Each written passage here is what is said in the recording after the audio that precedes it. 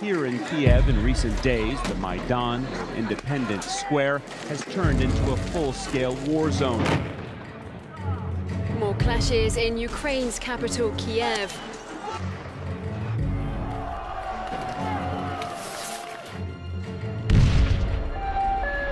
There is absolutely no doubt that snipers are working here. I've counted 10 bodies. Мы и сегодня не знаем, кто стрелял в людей. Это проблема. Now on the brink of a civil war. At least 70 dead so far, and the death toll rising. Эти технологии, еще раз говорю, от них не застраховано ни одно государство. What we saw here today was a revolution. Хотите узнать, что происходило на Украине? We've invested over $5 billion to assist Ukraine in these and other goals. Вы знаете, в большой политике, о чем бы ни говорили, все равно будут говорить о деньгах. NATO has expanded into 13 countries, up to the borders of Russia. 13 countries. Focus has to be on not allowing this crisis to turn into hot war between Ukraine and Russia. Эта тема очень опасная. Это тема войны.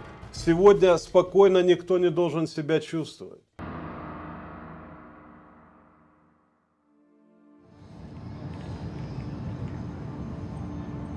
Ukraine. It's an ancient and proud land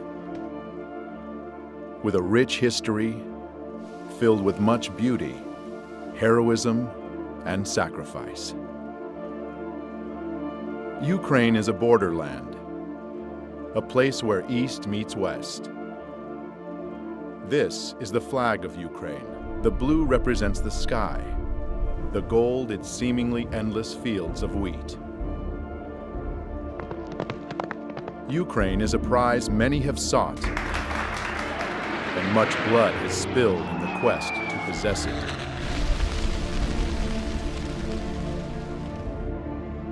Ukraine has been the pathway for Western powers as they attempted to conquer the East in World War I and World War II.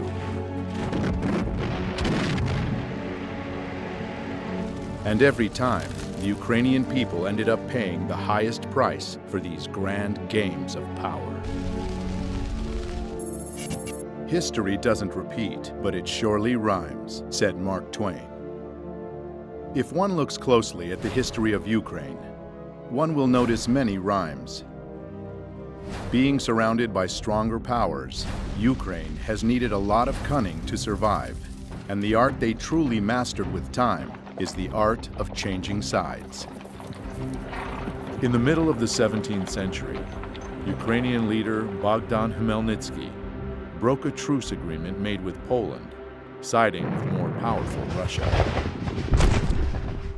Just over 50 years later, as the Russian-Swedish War was raging, another Ukrainian leader, Ivan Mazepa, broke the union with Russia when he switched sides, joining forces with the Swedish invaders.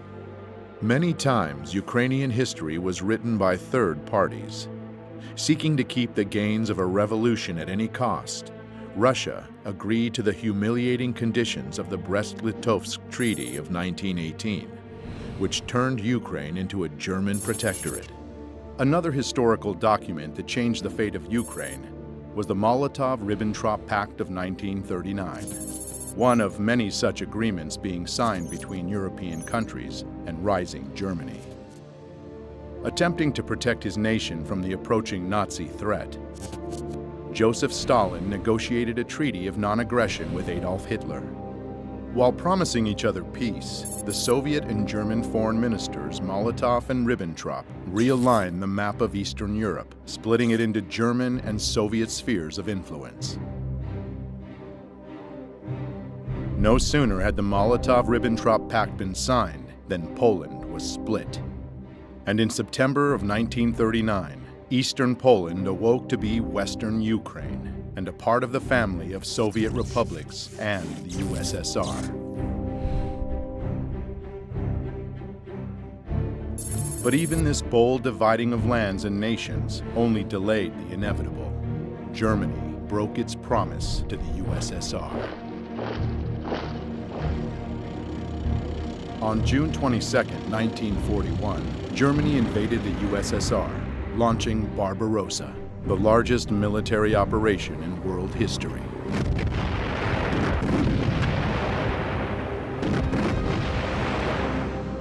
Barbarossa was aiming for St. Petersburg, Moscow, and Kiev, Ukraine, three destinations of major significance. Ukraine, with its rich lands and resources, was an important industrial and economic source for the USSR. To cut it off from the Soviet Union would strike a big blow indeed. For most of the Soviet Union, the Second World War was about fighting the invaders of their land. But it wasn't quite so simple for Ukraine. The truth is, Ukraine has never been a united country.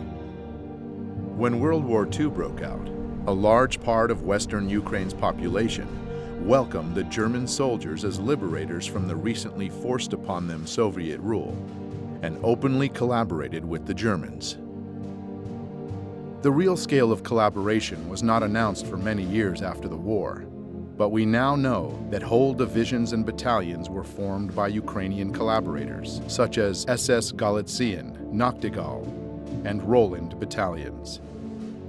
Just in the beginning of the war, more than 80,000 people from Galician region voluntarily enrolled into Division SS Galician in a month and a half, notorious for their extreme cruelty towards the Polish, Jewish, and Russian people on the territory of Ukraine. Members of these military groups came mostly from the Organization of Ukrainian Nationalists, the OUN, founded in 1929. This organization had an ultimate goal of creating an ethnically pure, independent Ukraine, and considered terror an acceptable tool for achieving their ends. Their official flag was black and red, land and blood. It will remain in Ukraine's history long after the OUN will cease to exist. In early 1940, the most radical nationalistic part of the Organization of Ukrainian Nationalists got its own leader, Stepan Bandera. Severely anti-Semitic and anti-communist, he proclaimed an independent Ukraine in 1941. His German allies frowned upon such an act of self-will, and it landed him in prison for nearly all the Second World War. Not participating in the events physically, Bandera still managed to successfully spread his ideology. Many independent historians estimate that the OUN militia exterminated from 150 to 200,000 Jews on Ukrainian territory occupied by the Germans by the end of 1941.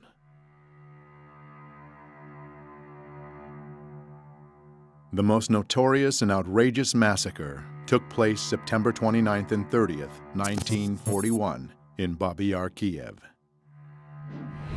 All kikes of the city of Kiev and its vicinity must appear on Monday, September 29th by 8 o'clock in the morning. Bring documents, money, and valuables, and also warm clothing, linen, etc.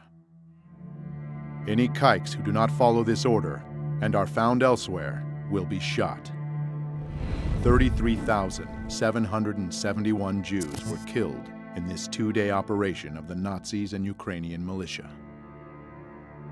Another outrageous massacre was carried out by the Ukrainian Insurgent Army and the Bandera faction of the Organization of Ukrainian Nationalists in German-occupied Polish Volhynia and eastern Galicia between 1943 and 1944.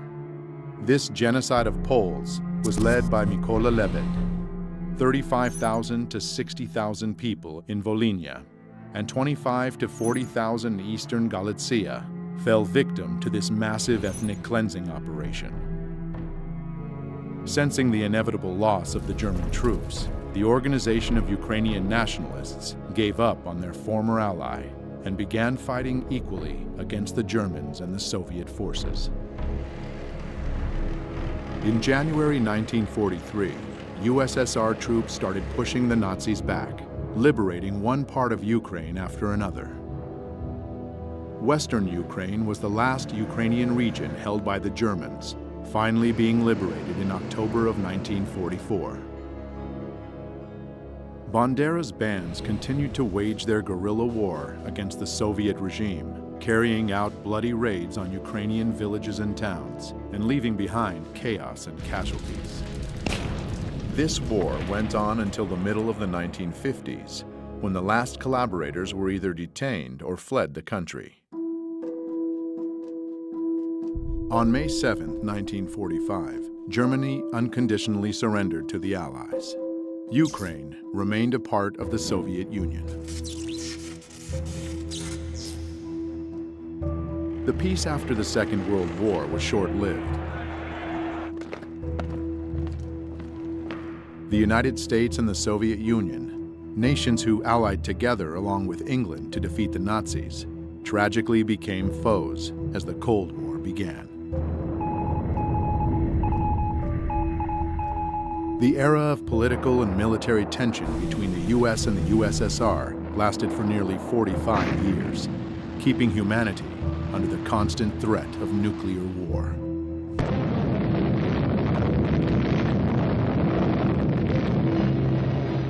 In this battle, the United States never lost sight of Ukraine's importance. U.S. intelligence kept a close eye on Ukrainian nationalist organizations as a possible source of counterintelligence against the Soviet Union. CIA documents that just recently have been declassified show strong ties between U.S. intelligence and Ukrainian nationalists since 1946. From the CIA agency report, it is clear that they were not mistaken about the nature of Ukrainian nationalist organizations or their leader, Stepan Bandera himself. According to an OSS report of September 1945, Bandera had earned a fierce reputation for conducting a reign of terror during World War II. After the Second World War, Bandera and other Ukrainian Nazi leaders fled to Europe, where the CIA helped them hide. The CIA later informed the Immigration and Naturalization Service that it had concealed Stefan Bandera and other Ukrainians from the Soviets. The operations involving Ukrainians continued for many years. The Nuremberg trials of 1945 and 1946 brought the political, economic, and military leaders of fascist Germany to justice and revealed to the world the monstrous face of Nazism and the crimes they committed.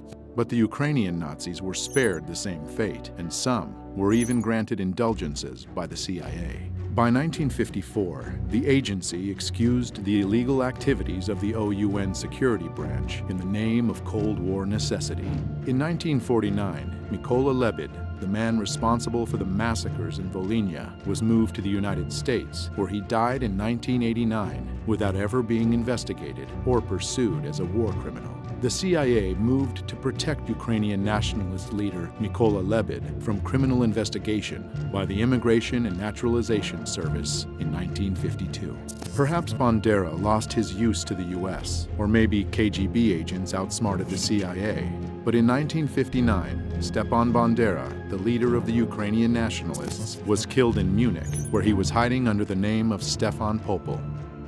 It would be fair to say that Bandera became a major symbol of Ukrainian nationalism by sheer chance, for he was neither its only leader nor its most powerful one. Dmytro Dontsov was the father of the far-right totalitarian doctrine in Ukraine. Andriy Melnik was the leader of another faction of the OUN. Roman Shuhevich was a general of the Ukrainian insurgent army, and others contributed greatly to the movement. Bandera's dangerous ideology, suppressed by the communist authorities but supported by external forces, never really died. The seeds of Ukrainian nationalism were passed from generation to generation. Unfortunately, it was just a matter of time before they would once again blossom. In 1954, Ukraine's territory was expanded even more when Nikita Khrushchev, the leader of the USSR and a Ukrainian himself, generously gave the Crimean region to Ukraine. Historians would argue about the legitimacy of this transfer for many years to come, and 60 years after Khrushchev's gift, dramatic new events would take place in Crimea. The eyes of the world are on Ukraine as the crisis in Crimea continues. Dozens of heavily armed men seized government buildings in Crimea. Should Ukraine just shrug its shoulders and say, okay, Crimea, it's lost? And the old arguments would heat up once again. The Cold War would heat up and cool down by turns, while both rivals were obsessively building up military capacity. The turning point took place when the new era, Perestroika, came to the USSR with its new leader, Mikhail Gorbachev, in the middle of the 1980s. Perestroika meant restructuring towards liberalization and democratization. It certainly had a positive impact on the international situation. Astonishing news from East Germany, where the East German authorities have said, in essence, that the Berlin Wall doesn't mean anything anymore.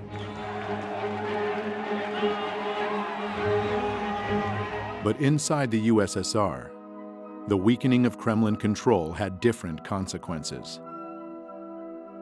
In Ukraine, a nationalistic political organization, Narodny Ruch, or People's Movement, emerged in 1989 due to this new openness. They advocated for independence of Ukraine from the USSR and became an incubator for leaders of Ukrainian neo-Nazism. In 1991, one of them, Oleg Tyagnybok, founded Svoboda, an openly radical nationalist party preaching the good old principles of Bandera. Вони готувалися і боролися з москалями, боролися з німцями, боролися з житвою і з іншою нечистю, яка хотіла забрати в нас нашу українську державу. Purge Ukraine from the Jews and Russians, Ukraine for Ukrainians, and so on. His statements got him 5th place in the Simon Wiesenthal Center Top 10 Anti-Semitic World Leader Rankings of 2012. But also, sadly, attracted numerous followers. Dmitry Yarosh founded another extreme right organization, Trizu, or Trident, in 1994. In April 2013, Yarosh became an assistant to a member of parliament from the opposition party Udar. Later that same year, he would become the leader of the most radical Ukrainian Nazi group, the Right Sector. Andriy Parubiy would soon appear leading a whole army of ultranationalist warriors. And the torch marches would once again light up the streets of Ukrainian cities.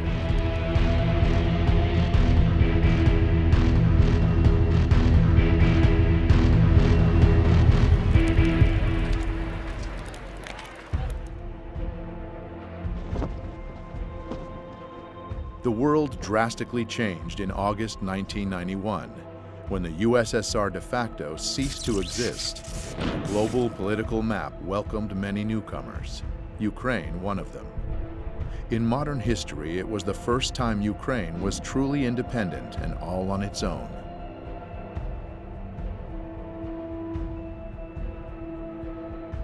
The red flag came down over the Kremlin tonight as President Gorbachev resigned and brought to an end 7 decades of communist rule in the Soviet Union. The years after the disintegration of the USSR became known as the Crazy 90s in all the post-Soviet territories. He's leaving behind 15 independent states which share only a disastrous economy and an uncertain future. After having been under a government-controlled economy, the free market dramatically changed the rules of the game. New businesses emerged instantly, and the first oligarchs were born overnight. The former country with no class division suddenly became stratified. The chosen few became rich, while the rest had to fight to survive. Сразу же после получения независимости началась еще более дикая приватизация и растаскивание имущества государственной собственности, понижение жизненного уровня населения сразу же после получения независимости. И причем какие бы власти не меняли друг друга, для жизни рядового гражданина ничего не меняло. Там происходил просто систематический грабеж населения, грабеж граждан, грабеж украинского народа. И, конечно, люди уже устали от этого произвола, от этой совершенно сумасшедшей коррупции.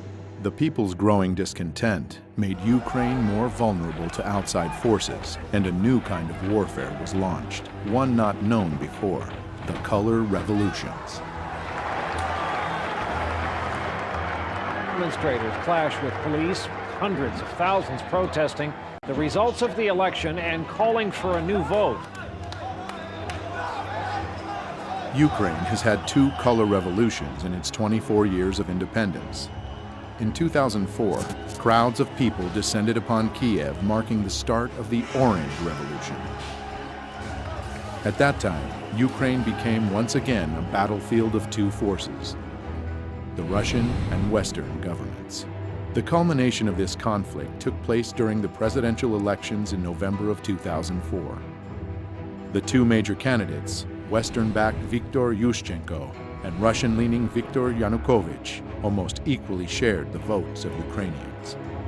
By the way, calling Viktor Yushchenko Western-backed is not an exaggeration.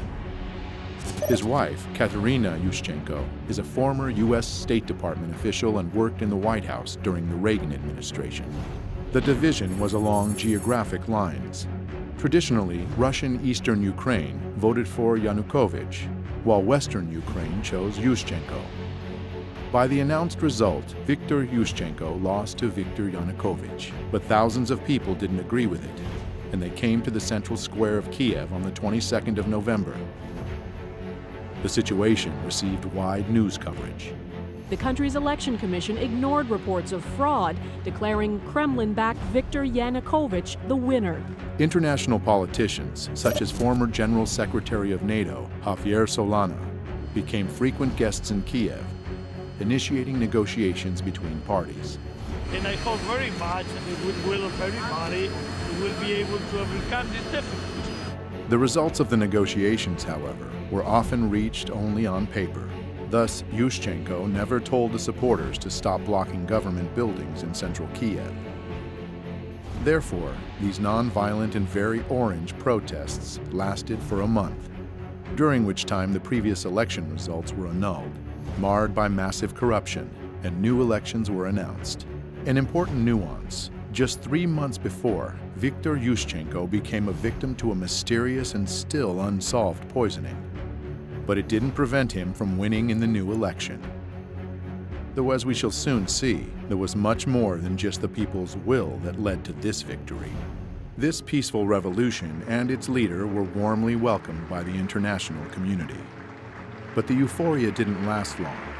Yushchenko's government completely failed with reforms and lost its chance to establish democracy, instead descending into infighting.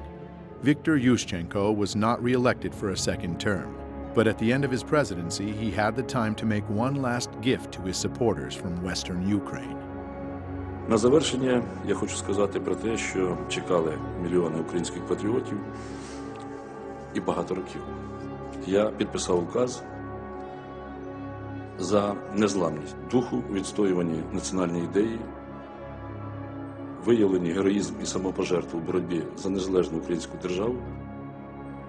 Постановляю присвоїти звання Герою України з удостоєнням ордена держави Бандері Степану Андрійовичу. Слава Україні! The hero status of Stepan Bandera was short-lived. In 2010, Viktor Yanukovych was elected president. This time, the international community had no doubts about the legitimacy of the elections. In January 2011, Viktor Yanukovych repealed the hero title of Bandera. Almost 4 years into his presidency, though, another revolution shook Ukraine.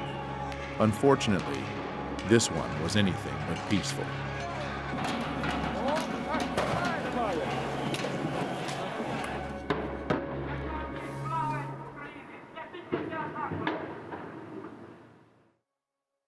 Mr. Yanukovych, I'm an American. I'm an outsider to this situation, and it's very complicated. But I would like, as a filmmaker, just to jump into the action and go to those moments in November 2013. You're president of the Ukraine. You've been president for 3 years at this point. The country is in bad economic shape, very bad. You have a trade agreement with Russia, and now you're seeking to make a better agreement with the EU, with the European Union, and you are negotiating. Can you bring me to that moment and what you're thinking? Действительно, это был очень сложный период времени. для Украины. И нам нужно было найти решение проблем в 2013 году. Поэтому у нас было два партнера. Прежде всего мы рассчитывали на Международный валютный фонд.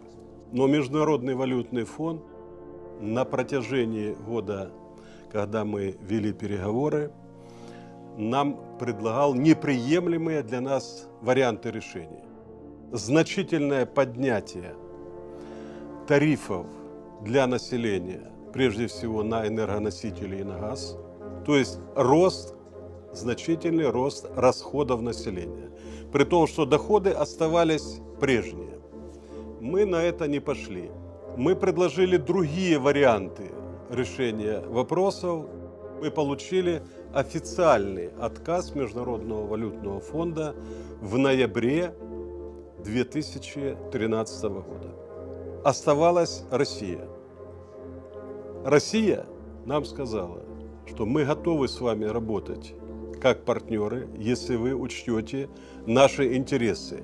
Того, что экономика Украины и России зарождалась как единая экономика, сложились абсолютно уникальные, особые экономические отношения. Рынки в России были полностью открыты для украинских товаров, а при этом наши границы с Украиной таможенные полностью раскрыты. Таким образом, Евросоюз как бы заходил со всеми своими товарами на нашу территорию без всяких переговоров. И когда мы начали считать балансы, мы увидели, что соглашение, которое подготовлено Европой для Украины, требует больших экономических расходов, компенсаций потерь, а Европа компенсаций не предлагает. При том, что российский рынок при этом для Украины частично сокращался или прикрывался. Сказали, конечно, если Украина решила так поступить, это ее выбор, и мы уважаем этот выбор. Но мы не должны этот выбор оплачивать. Наши переговоры с Европой не увенчались успехом. Поэтому на этом пути мы предложили сделать паузу.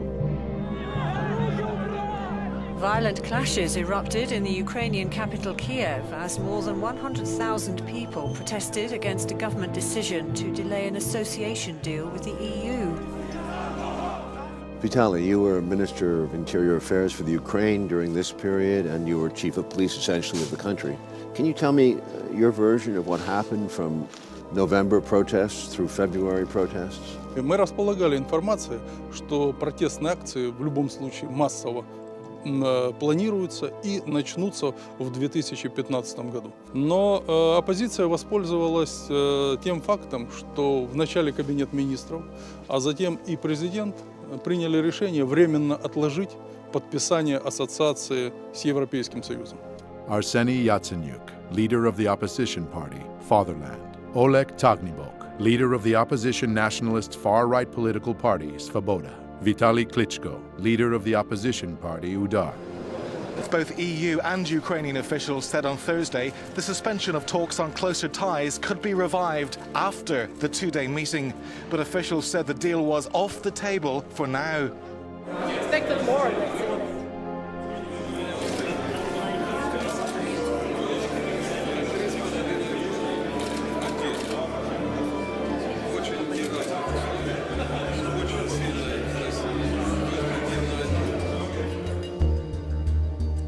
Pro-EU protests on the streets of Kiev enter their second day.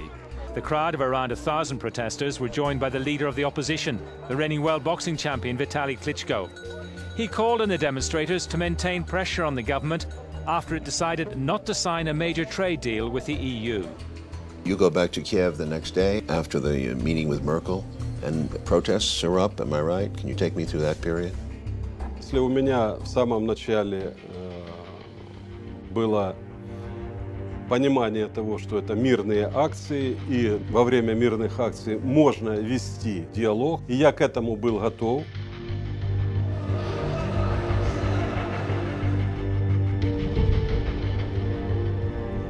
И Говоря о протестах ноября-февраля, необходимо обязательно учитывать динамику их развития, которая происходила на Украине заранее до того. Огромное количество общественных организаций, которые финансировались из-за рубежа, огромное количество журналистов, работающих на гранты. Robert Perry is a longtime investigative journalist based in Washington, D.C., best known for his major disclosures about the Iran-Contra scandal in the 1980s.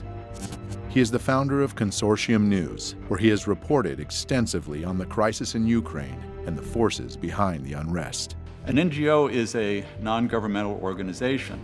Now, many NGOs are quite legitimate. They represent good causes. Maybe they help people in a country feed or deal with water problems or deal with various kinds of social problems. But there are some NGOs that have become funded by government entities and serve more the purpose of that government rather than trying to serve the people that they are ostensibly working for. One thing we saw in the 1980s, at that point the Central Intelligence Agency had been largely discredited because of scandals that had been exposed in the 1970s. For 15 years, the CIA has secretly financed overseas activities of the National Students Association. But then there came to light a fantastic web of CIA penetrations. So when the Reagan administration came in, there was this concept that instead of having the CIA, which traditionally would go into these different target countries, funding their media, funding NGOs, funding different political operations, that was essentially farmed out to a new organization called the National Endowment for Democracy, which was created in 1983. And it would do pretty much what the agency used to do. It would go into one of these countries and it would support various political groups, train activists, deal with journalists, business groups, and try to advance U.S. foreign policy interests, sometimes against the interests of the host government, the target government. And beyond that, they received financial and other logistical help from the National Endowment for Democracy and other U.S. agencies that helped them training activists, working with journalists to get their side presented more favorably. They work on things like, how do you get traction? How do you get things to go viral? How do you then use that to generate support for your cause? And support was generated. Mustafa Nayyem, a founder of one of Ukraine's new media outlets, Hromadske TV, knew very well how to make something go viral. It was his notorious Facebook post on November 21st, 2013, that brought the first crowds to Maidan. Я це написав просто, щоб почути, чи є ці люди, чи просто поговоримо десь у Фейсбуці. If you don't read the newspaper, you are uninformed. If you read the newspaper, you are misinformed. To deliver your message efficiently enough in the modern world with so many different technologies and means of communications, you must embrace them all. As the disturbing events of Euromaidan started on November 21st, 2013, 3 new TV channels went on the air and suddenly became stunningly popular in Ukraine. Spilno TV, November 21st. Hromadske TV, November 22nd. And Espresso TV, November 24th, directly from opposition protest. These channels went viral, supporting the protests and encouraging more and more people to come to Maidan. И первые выступления массовые начались 21 числа, 21 ноября. Сначала акции проходили мирно. На эти акции пришли люди разной категории. Это были молодые и пожилые люди, приходили с детьми. Явно было понятно, что с их стороны есть доверие к власти, в том числе и к правоохранителям, потому что свободно выходили. И никаких намеков на то, что будет в отношении этих манифестантов приниматься какие-то меры воздействия, силовые и так далее, просто не существовало. Значит, соответственно, на охрану общественного порядка выходили правоохранители без огнестрельного оружия. Но среди митингующих уже замечены нами радикалы, которые относились к правым партиям, неофашистским организациям. И 24 числа, 24 ноября, они осуществили первую агрессивную акцию.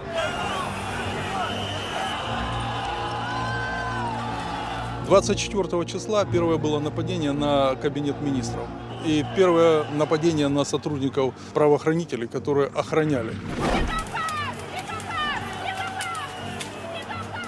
Второе нападение на правоохранителей службы безопасности Украины произошло 25 числа. Затем небезызвестные события 30 числа. November 30th of 2013 became the first turning point of Euromaidan and one of its most reported and mysterious events. Я тогда немножко расскажу, как видел эти события я. Был звонок мне от Попова, глава администрации города Киева. Он говорил, что давайте сегодня мы хотели бы завозить оборудование для новогодней елки на площадь. Я ему объяснил, что до тех пор, пока люди находятся на площади, то этого делать нельзя. В районе часа ночи, когда массовые люди начали расходиться, разъезжаться, я поговорил по телефону с руководителем службы безопасности Украины и спросил его точку зрения по развитию событий. Он сказал, я считаю, что, слава богу, все закончилось. Вся информация идет о том, что все закончилось. Потому что фактически с 21 числа, я в кабинете просто жил и спал там. Какое-то время, может быть, 2 часа в сутки удавалось поспать. Около 3 часов ночи я приехал тоже к себе домой. Завел часы на 6:30 утра, включил телевизор сразу же, когда проснулся. Он у меня был настроен на 5-й канал. И 5-й канал демонстрирует большое количество скорой помощи. И там побитые люди. After riot, police attacked peaceful protesters with clubs. Happened in the early morning hours. Eyewitnesses that were there said that the police did use truncheons. Меня, честно говоря, пробил просто холодный пот. Моя первая реакция на то, что Майдан пострадал от действий полиции, была мгновенной. Нужно было расследовать, кто дал приказ разгонять митингующих, применять к ним силу. Я был противник того, чтобы к митингующим применялась сила, нарушали права людей. Решений таких Попов самостоятельно принимать просто не мог. А кто для него был самый высокий руководитель? Для Попова был самый большой руководитель, это глава администрации. Сергей Владимирович Левочкин. Coincidentally, Sergei Lovochkin is a close associate to many U.S. politicians. The security service of Ukraine had evidence that on that night, Lovochkin was in contact with opposition leader Yatsenyuk, where they discussed the clearing of Maidan on the pretext of installing the annual Christmas tree. News media reported that the riot police cruelly attacked the students peacefully sleeping in their tents. But scenes from the event seem to tell a different story. It appears that the protesters were waiting for the police. Additionally, there were dozens of journalists and cameramen from all the new public TV news outlets prepared to cover the events. And most ominously, a group of well-trained young men arrived to Maidan almost simultaneously with the riot police. They infiltrated the crowd and began provocations with insults, stones, and torches. The right sector in Ukraine represents a part of the Ukrainian population that has often favored fairly extreme right-wing positions. They had militias that came especially during the Maidan protests. There were groups that were being shipped into Kiev where they would provide the muscle, in effect, for the demonstrations. So the demonstrations went from being relatively peaceful political protests to being increasingly violent. The first step in any detective work is to establish a motive. It is now said that Sergei Lovochkin is held in high esteem by his powerful U.S. friends. Outraged by what was reported in the news, the Ukrainian people came out in force on the next day to vent their anger with the police actions. The violence started to take off when? Фактически жесткие противоправные действия начались уже в декабре 2013 года. События, которые проходили в тот период в Киеве, они были очень радикальные. В них принимали неонацистские организации, молодые люди, которые были вооружены различными средствами металлические прутья, биты. В том числе использовалась техника, например, дорожно-строительная, грейдерами, и они грейдерами наезжали на работников правоохранительных органов, на милицию, которая защищала и не давала захватить правительственные здания и здания администрации президента. Как президент мог в такой неуправляемой толпе выйти и с кем говорить? Технологии, которые применялись в тот период времени, они были заранее спланированы. As veiled and masked as the color revolutions can be, an attentive viewer can see subtle patterns and similarities revealing their true nature. To make crowds act as one obedient group, they have to be united at the unconscious level. The masterminds of color revolutions know this well and have perfected the art. Symbolism is one of the most powerful tools to achieve this end. Revolutionary political organizations with surprisingly similar names and even more similar logos have appeared time and again, almost as omens marking the countries that would be hit by the colored plague next. They are often described as being aware and active, when they're actually trained and radical. They are the ones who take the first shot, literal and metaphorical, to transform the peaceful protests into full-blown coups d'etats. Their fingerprints can be found everywhere on the map of the color revolutions. Using all the experience of past generations, simple but effective tools like catchy sing-alongs and chanting are employed. Well known for exciting the crowd and creating a group identity, they depersonalize individuals and make them easier to manipulate. Дякую, друзі! Слава Україні! Конечно, без денег здесь не могло быть. Такое количество негосударственных, различных общественных организаций, грантов, которое выделялось на Украину, это не есть секретом. Incidentally, one such organization, Hromadske TV, received generous donations from the Dutch and U.S. embassies, as well as from the Renaissance Foundation, an NGO founded by George Soros. I set up a foundation in Ukraine before Ukraine became independent of Russia. And the foundation has been functioning ever since. And it played an important part in events now. I like criticism, but it must be my way. Did you see any evidence of U.S. involvement? Did you feel their presence from the U.S.? Очень частыми гостями были представители Соединенных Штатов, конгрессмены, были госпожа Нуланд, приезжала очень часто, у нас были с ней дискуссии. Но после этих дискуссий она шла на Майдан и поддерживала протестующих. И обвиняла правоохранительные органы, применялась чрезмерно сила. На самом деле эти все месседжи мы видели на Майдане.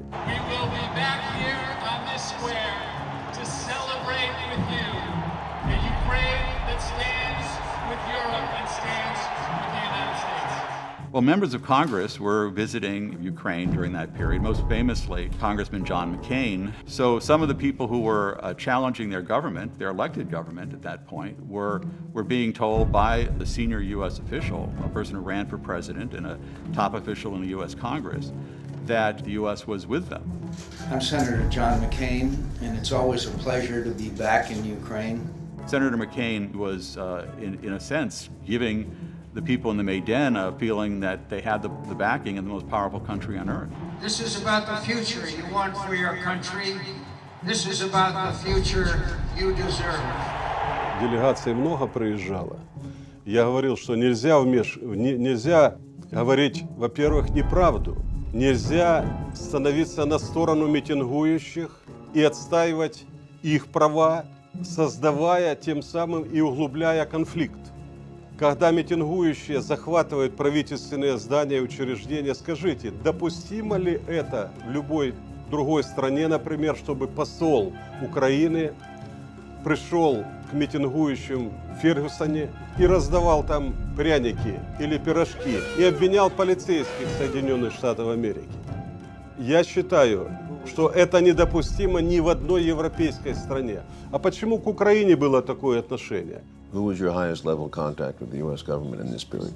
Я постоянно имел контакт с господином Байденом, вице-президентом. У меня были частые с ним телефонные переговоры.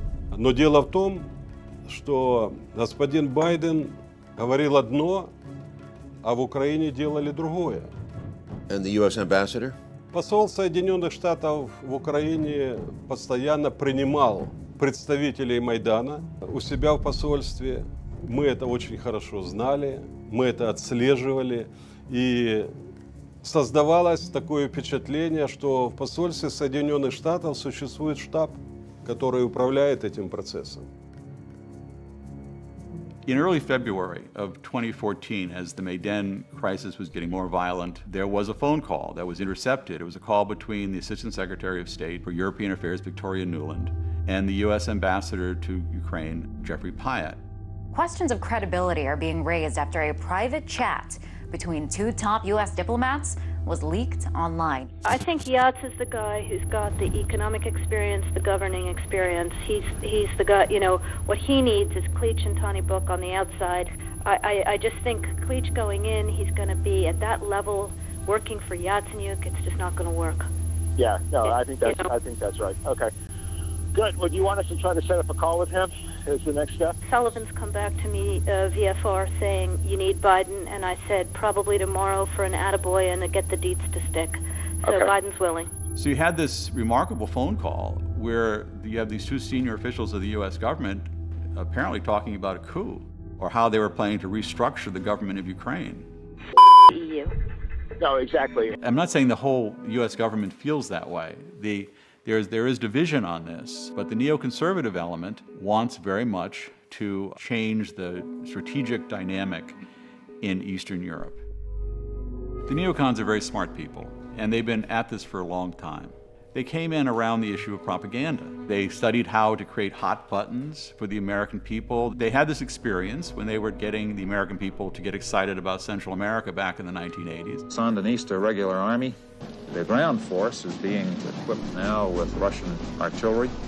And they've been applying those same strategies ever since. They remain very dedicated to achieving their goals. They still want to get rid of certain governments. They wanted regime change in Syria, for instance, regime change in Iran.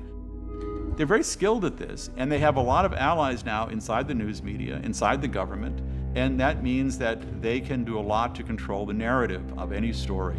I think in America these days, we have somehow told ourselves that there are a lot of ways of dealing with these problems other than hard power. Vladimir Putin cares about hard power. The neoconservatives can now demonize a leader of a country. That sells with the American people. So you don't just sort of argue a policy, you attack the leader. So the neoconservatives became very skilled at picking out leaders, finding their ugly traits, and then highlighting them. Yanukovych, you might say, was a rather clunky political leader, but you make him into a devil. He's totally corrupt, and he's evil, and he wants to kill people in the Maidan, these wonderful white-hatted demonstrators. So you've got a black hat versus white hat, and you keep repeating that basic scenario, and it works with the American people. You've got to realize what Vladimir Putin is. He's an old KGB colonel that wants to restore the Russian Empire. You make them into demons, and the American people find that the way they can understand the world. Once that happens, it's very difficult for a journalist or anyone else to say, you know, hold it, that guy, he's got more of a gray hat than a white hat or a black hat. And if you say that, you're a Yanukovych apologist or you're a Putin apologist, and then the attacks come on to the person saying it, the journalist, the academic, or whoever.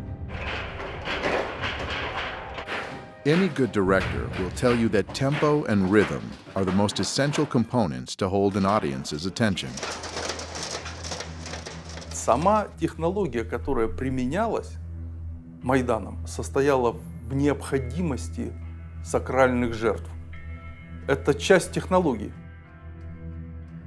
It can also be called a method of betrayal, when the allies and followers are relentlessly thrown into the revolutionary flame. The idea is simple. When the preparation work is done, the trigger just needs to be pulled to set the machine into full motion. The murder of politician Rafiq Hariri led to the Cedar Revolution. Looking back at the mysterious poisoning of Viktor Yushchenko right before the Orange Revolution of 2004, we see now that he became a sacred victim himself. Most political analysts believe the compassion of the Ukrainian people at that moment tilted the scales, giving him the presidency.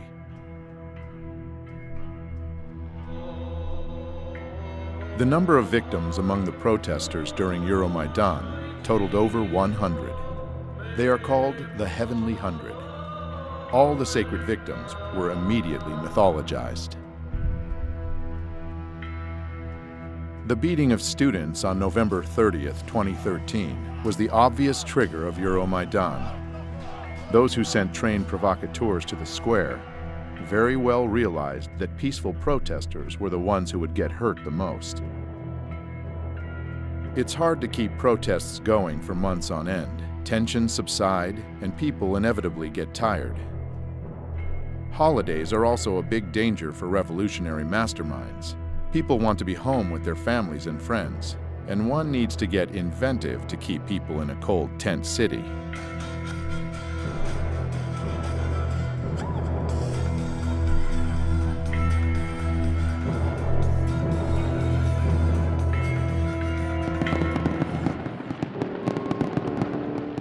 On Christmas Day of 2013, tabloid journalist and political wannabe Tatiana Chornovol was chosen to become the tool to whip the protests on Maidan back up. A civic activist and journalist known for investigating corruption among senior officials was beaten outside Ukraine's capital on Christmas. Her heroic deeds as a reporter looked more like petty crimes, trespassing on the presidential residence of Viktor Yanukovych, leading a rioting crowd to seize the Kiev City Administration building, breaking into a car of the Security Service of Ukraine. It looked like Tatiana was more interested in making news than reporting it, and gaining name recognition that could be turned into votes for her struggling political career in the opposition party Fatherland. She gave the world media a Christmas present in 2013, when she was cruelly beaten by unknown assailants on the road. Despite the fact that in just 3 days all the suspects were arrested and confessed to beating Tatiana during a road rage incident, world media kept insisting upon the political background of the crime. Instantaneously, Tatiana became a heroic martyr, uniting people around her image. The beating coming amid political turmoil in Ukraine. This has drawn a protest. Euromaidan was once again center stage, and Tatiana, in less than 2 months after the assault, she was already healthy enough to attack the office of Party of Regions, the party of Viktor Yanukovych. Звідти виїжджали ті машини, які били мене. Тобто не те, що навіть гніздо цієї злочинної мафіозної влади, а ескадрони смерті теж керуються звідси. One of the staff members, 65-year-old IT specialist Vladimir Zakharov, was killed during the attack. So, where is Tatiana now? Well, she finally got her position of power in the new government. 1 month later, the time for another act in the play came. Armenian-Ukrainian protester Sergei Nigoyan was one of the first to arrive at Maidan. He wasn't radical or violent, but instead naive and full of hope.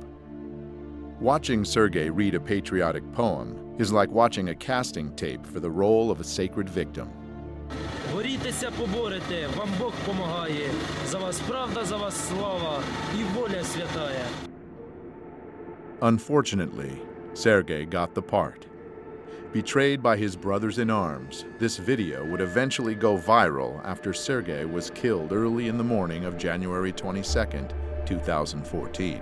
The circumstances of his death remain unknown to this day. Even though the whole area of protests was heavily filmed at that time,